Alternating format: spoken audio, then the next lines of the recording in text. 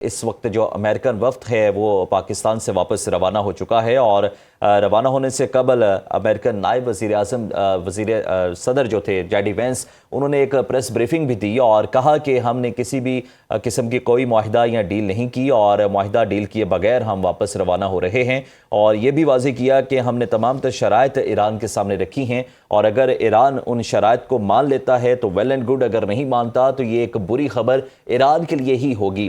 جبکہ ایران کی جانب سے تاحال ابھی کوئی باقاعدہ طور پر پریس بریفنگ تو نہیں کی گئی، لیکن اطلاعات یہی ہیں کہ جتنی بھی شرائط امریکہ کی جانب سے ایران کے سامنے رکھی گئی، ایران ان تمام شرائط کو ماننے سے to the Islamic Republic of Iran and the United States of America for responding to the call made by Prime Minister of Pakistan Mohammad Shehbaz Sharif for immediate ceasefire in the region, as well as for accepting Prime Minister's invitation for holding peace talks in Islamabad.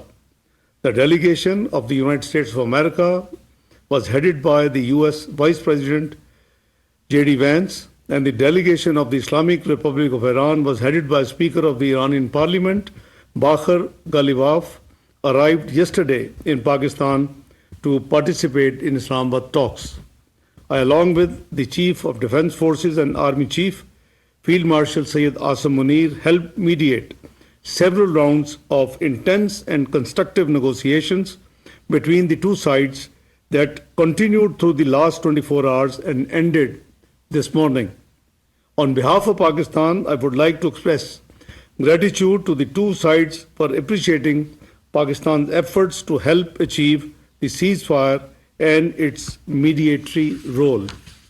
We hope that the two sides continue with the positive spirit to achieve durable peace and prosperity for the entire region and beyond. It is imperative that the parties continue to uphold their commitment to ceasefire. Pakistan has been and will continue to play its role to facilitate engagement and dialogue between the Islamic Republic of Iran and the United States of America in the days to come. I thank you all.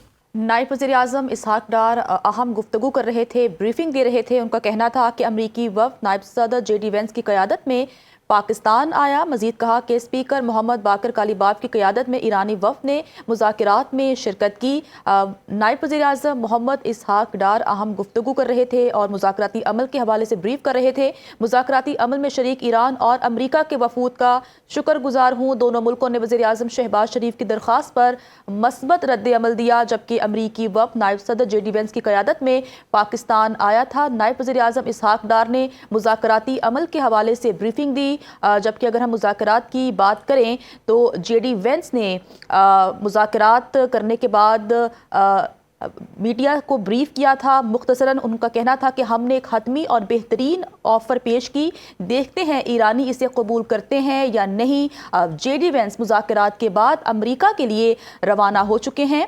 نائب امریکی صدر نے ایران سے مذاکرات کے بعد اسلام آباد میں پریس بریفنگ کرتے ہوئے وزیر اعظم شہباز شریف اور فیلڈ مارشل سید آصم منیر کا شکریہ ادا کیا اور کہا کہ وزیر اعظم پاکستان اور فیلڈ مارشل نے حیرت انگیز کام کیا ہے۔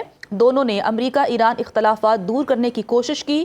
جے ڈی وینس نے کہا مذاکرات میں جو کمی رہ گئی وہ پاکستانیوں کی وجہ سے نہیں تھی، پاکستان نے ہمارے اور ایران کے درمیان فاصلے کم کرنے میں بہترین کام کیا، پاکستان نے کسی معاہدے تک پہنچنے میں مدد کرنے کی بھرپور کوشش کی ہے۔